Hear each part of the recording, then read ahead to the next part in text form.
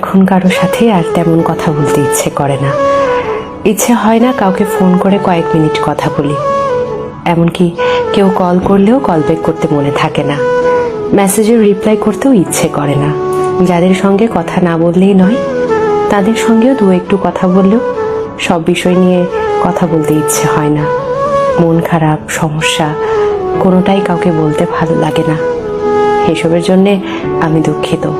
শুধু ভালো লাগে সারাদিন নিজের মতন থাকতে।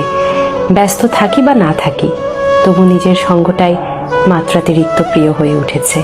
যেই সঙ্গীহীনতায় একটা সময় আমার মন খারাপ হতো, মনে হতো আমিই যেন দুনিয়ার সবচেয়ে একলা অসহায় মানুষ। সেই খারাপ লাগা, সে একাকিত্ব আজ যেন সব থেকে বেশি প্রিয় হয়ে উঠেছে। এখন অমুক বন্ধু খোঁজ না নিলেও আর খারাপ লাগে না।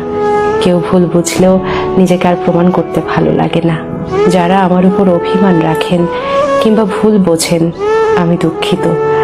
আমি নিজের ইচ্ছের বিরুদ্ধে কারো সাথে কথা বা সম্পর্ক কোনোটাই আপাতত রাখতে পারছি না। আর যারা উইথ আর উইথাউট কনভারসেশন আমাকে বোঝেন, আমাকে চেনেন, আমার মানসিক অবস্থা দু একটু কথা শুনেই বুঝে ফেলেন, নিজেদের বাউন্ডারি এবং প্রাইভেসি দুটোই বোঝেন, আপনাদের প্রতি আমার কৃতজ্ঞতা।